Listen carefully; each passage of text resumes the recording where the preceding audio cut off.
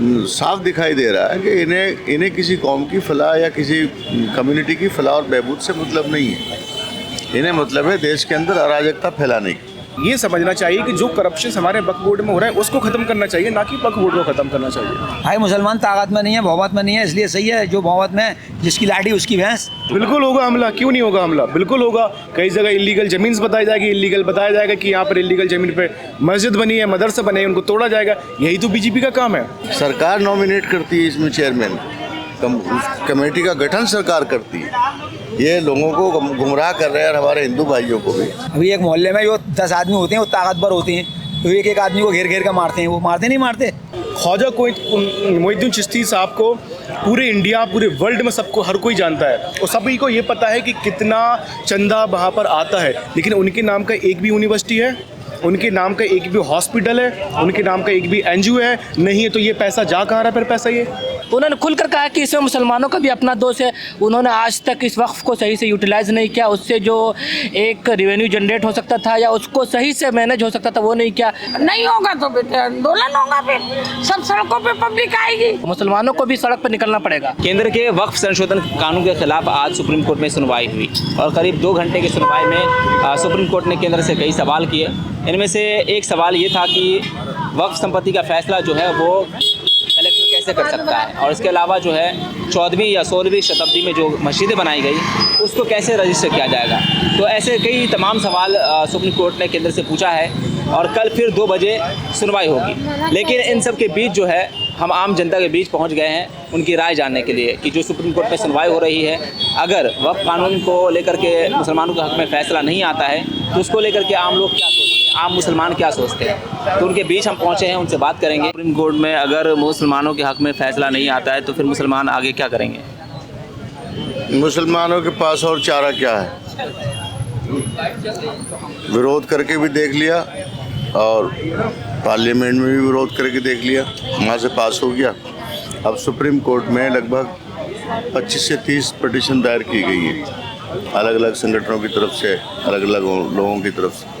तो supreme court ही आखिरी आस है और उम्मीद है हमें कि सुप्रीम कोर्ट जो भी जजमेंट देगा वो इंसाफ पर मबनी जजमेंट देगा, क्योंकि पार्लियामेंट से जो बिल पास हुआ है तो गैर संवैधानिक पास किया है, गैर संवैधानिक तरीके से।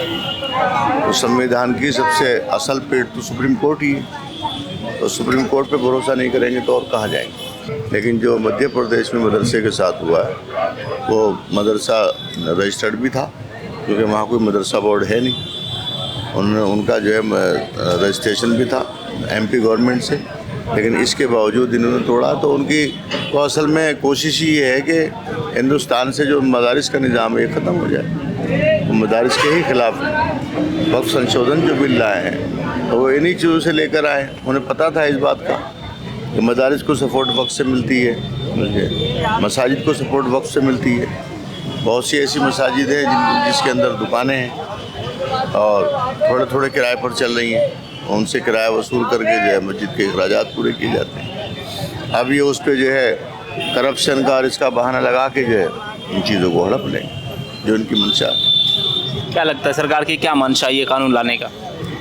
सरकार की मंशा यही है जो साफ दिखाई दे रहा है कि इन्हें किसी कौम की फलाह या किसी कम्युनिटी की फलाह और बहबूद से मतलब नहीं है। इन्हें मतलब है देश के अंदर अराजकता फैलाने की। अभी जो वक्त में जो संपत्तियां हैं वो मुसलमानों के जो हमारे आबा व अजदाद हैं उनकी वक्त की भी संपत्तियां हैं, ये कोई सरकारी संपत्तियां तो है नहीं। तो सदियों से जो है लोग इसमें वक्त करते चले आए हैं अल्लाह के लिए, और अल्लाह के दीन के कामों में उन वक्त संपत्तियों का जो है इस्तेमाल हो। अब इन्हें जो है इस बात का पता लग गया कि भाई ये इतना बड़ा इदारा है कि इसके पास तो लाखों एकड़ ज़मीन है, तो ज़मीन को ही हड़पने का इनका मामला है। अगर ये करप्शन को लेके इतने ही ईमानदार होते तो मैं पूछता हूँ सरकार से कि दिल्ली सरकार हो, यूपी सरकार हो या सेंट्रल गवर्नमेंट हो, हम लोग जो यहाँ नुमाइंदों को वोट देते हैं तो हम एमएलए के लिए वोट देते हैं। हमें पता नहीं होता कल को सरकार इसको वक्फ बोर्ड का चेयरमैन भी बना देगी। तो अगर सरकार ने उसको वक्फ बोर्ड का चेयरमैन बनाया तो नुमाइंदा सरकार ही हुआ, हमारा थोड़ा हुआ। अब अगर वो करप्शन कर भी रहा है तो उसकी जिम्मेदार सरकार है, हम थोड़ा हैं। हमने अपने यहाँ के लोकल एमएलए को एमएलए के लिए वोट किया, वक्फ बोर्ड के चेयरमैन के लिए नहीं किया। इसी तरीके से सेंट्रल गवर्नमेंट अगर मुख्तार अब्बास नकवी को या किसी को वक्फ बोर्ड का चेयरमैन बनाती तो हमने उनको एमपी के लिए वोट दिया, या किसी भी जनता ने उनको वक्फ बोर्ड के चेयरमैन के लिए नहीं वोट किया। नॉमिनेट सरकार करती है, उसके ऊपर एक आईएएस सेक्रेटरी होता है, बगैर उसकी मिली भगत के करप्शन हो ही नहीं सकता। तो करप्शन अगर हो रहा है तो जिम्मेदार मुस्लिम पर्सनल थोड़ा है या वक्फ बोर्ड थोड़ा है, जिम्मेदार सरकार है। ये प्राइवेट इदारा भी नहीं, सरकारी इदारा है। सरकार नॉमिनेट करती है इसमें चेयरमैन, कमेटी का गठन सरकार करती है। ये लोगों को गुमराह कर रहे हैं और हमारे हिंदू भाइयों को भी कि साहब इसमें मुसलमान करप्शन कर रहे हैं। मुसलमान तो आपका नुमाइंदा है, वो जो आपने बिठाया, अब आपने ये और तरमीम कर दी कि अब वो नुमाइंदा हिंदू भी हो सकता है। तो पहले करप्शन मुस्लिम कैंडिडेट कर रहे थे, अब हिंदू कैंडिडेट करेंगे। वक्फ बाई यूज़र ख़त्म करने से विवाद भी पैदा होगा। वक्फ बाई यूज़र ख़त्म करने से संपत्तियों का अधिकार चला जाएगा वक्फ बोर्ड के पास, क्योंकि 400 साल पुराने 600 साल पुराने कौन पेपर लेकर आया। अब वो किसी कोई हुक्मरान या कोई नवाब या कोई जागीरदार जो वक्फ कर गया संपत्ति, उसके पेपर कहाँ लिए घूमेंगे, कहाँ से लेके आएंगे उसको। तो असल निशाना ही इस चीज़ पर है। सुप्रीम कोर्ट का सवाल जायज़ है, लेकिन जवाब नहीं मिलेगा। ये डबल स्टैंडर्ड है इनका। हमारे मुस्लिम रहनुमाओं ने भी पूछा है, वकला ने भी पूछा है कि भाई क्या आप राम मंदिर ट्रस्ट में मुसलमान को लेंगे? नहीं लेंगे। मुसलमान तो मुसलमान, उसमें दलित हिंदू को नहीं ले रहे, बैकवर्ड कास्ट हिंदू को नहीं ले रहे, सवर्ण कास्ट हिंदू है सारे ट्रस्ट के अंदर। तो ये तो डबल स्टैंडर्ड है ही है इनका। तो मसला ये है कि बीजेपी हो या कोई भी गवर्नमेंट हो, मुसलमानों के साथ गलत कर रही है। अब हमें ये समझना चाहिए कि जो करप्शन हमारे वक्फ बोर्ड में हो रहा है उसको ख़त्म करना चाहिए, ना कि वक्फ बोर्ड को ख़त्म करना चाहिए। समझ रहे? मेरे कहने का मतलब बस इतना सा, बस यहाँ पे मेरा मतलब है। लेकिन पूरा मसला तो यहाँ फंस रहा है ना कि जैसे कई लोग मानते हैं कि वक्फ कानून लागू होने के बाद मदरसों और दरगाहों और मस्जिदों पे जो है हमला वो शुरू हो चुका है। बिल्कुल होगा हमला, क्यों नहीं होगा हमला? बिल्कुल होगा। कई जगह इलीगल ज़मीन बताई जाएगी, इलीगल बताया जाएगा कि यहाँ पर इलीगल ज़मीन पे मस्जिद बनी है, मदरसा बने हैं, उनको तोड़ा जाएगा। यही तो बीजेपी का काम है, यही तो बीजेपी का एजेंडा है। लेकिन इसको बचाया जा सकता था, लेकिन इसको बचाया नहीं है। इसको उन मौलानों ने बचाया नहीं है जो अपना वक्फ बोर्ड पर अपने अधिकार जमाते हैं। नहीं सोचा उन्होंने बचाने का। वो लोग विदेशों में अपने फ्लैट चला रहे हैं, विदेशों में अपने मॉल चला रहे हैं यहाँ के पैसों से। अजमेर दरगाह में क्या हो रहा है? इतना फंड अजमेर दरगाह में आ रहा है, करोड़ों का टेंडर दे रहे हैं सालों का। वो ख्वाजा मोइनुद्दीन चिश्ती साहब को पूरे इंडिया, पूरे वर्ल्ड में सबको, हर कोई जानता है और सभी को ये पता है कि कितना चंदा वहाँ पर आता है। लेकिन उनके नाम का एक भी यूनिवर्सिटी है, उनके नाम का एक भी हॉस्पिटल है, उनके नाम का एक भी एनजीओ है नहीं है। तो ये पैसा जा कहाँ रहा है? फिर पैसा ये इनको पकड़ना चाहिए, सालों को इनको तो पकड़ना चाहिए और इनको बताना चाहिए कि भाई पैसा तुम ले कहाँ जा रहे हो, तुम यहाँ से पैसा तुम ये इतना पैसा आने का मतलब क्या है कि अपनी कौम के लिए कुछ करो तो तुम कम से कम। तुम नहीं कर रहे अपनी कौम के लिए तुम कुछ भी। तुम सुप्रीम कोर्ट में जो है मतलब सुनवाई हो रही है, अगर मुसलमानों के हक में फैसला नहीं आया तो फिर क्या नहीं बेटे, बहुत भरोसा है उचाले पे, बहुत भरोसा है। वो भी तो हम में से ही हैं, लाख इनके बैठे हुए, लेकिन वो भी सोचने पे मजबूर होंगे कि किधर फैसला करा जाए।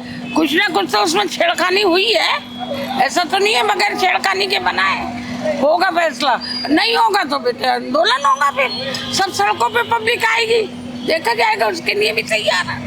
क्या पिछली बार की तरह शाहीन बाग में जो लोग सड़क पे उतरे थे वैसे ही मतलब फिर से बड़ा प्रदर्शन होगा? बिल्कुल होगा बेटे, हर तरफ से होगा। अब भी हो रहा है, अब भी हर जगह हो रहा है, ऐसी बात तो नहीं है नहीं हो रहा है, लेकिन कुछ ना कुछ तो इस पे होगा। आप कैसे सही मानते हैं कि ये सही है मुसलमानों के? भाई मुसलमान ताकत में नहीं है, बहुमत में नहीं है, इसलिए सही है। जो बहुमत में, जिसकी लाठी उसकी भैंस। भाई ताकत में है, वो बहुमत में सब तरह से, तो वो जो मर्जी करेंगे। जब कोई दूसरी सरकार आ गई, जब वो उसकी अपनी बहुमत में करेगी, और क्या सही है? यही सही है बस। अभी एक मोहल्ले में जो 10 आदमी होते हैं वो ताकतवर होते हैं, तो एक आदमी को घेर घेर कर मारते हैं। वो मारते नहीं मारते, बस तो ऐसी समझ लो, ऐसी जिनके ये सत्ता में तो अपनी मन की कर रहे हैं, दूसरी सरकार आ गई वो अपनी मन की करेगी। क्या लग रहा है सुप्रीम कोर्ट में जो सुनवाई हो रही है, तो क्या लगता है कि मुसलमानों के हक में फैसला आएगा? कोई पता नहीं भाई, होता किसके हक में आ गई होता कुछ पता नहीं। सब एक हैं, नीचे तो ऊपर तक सब एक ही स्टाफ है। अच्छा, कुछ लोग जो कह रहे हैं कि मदरसों पे जो हमला, मतलब वक्फ कानून लागू हुआ तो मदरसों पे हमला होगा, मस्जिदों पे, तो सीधा अगर धार्मिक स्थल पे हमला होगा तो फिर इसको लेकर मुसलमान क्या होगा? परसों होगा, वो तो हो ही रहा है। पहले से टूट रहे नहीं है क्या मस्जिद और मदरसे? टूट नहीं रहे क्या? भाई जगह जगह टूट रहे हैं, टूट रहे, कब्रिस्तान भी ख़त्म हुए आ रहे हैं। महरौली पे कब्रिस्तान मदरसा सब ख़त्म कर दिया, बीच चौक पे ही, चौराहे पर, रोड पे ही। तो अब क्या स्पेशल होंगे, क्या अलग से होंगे?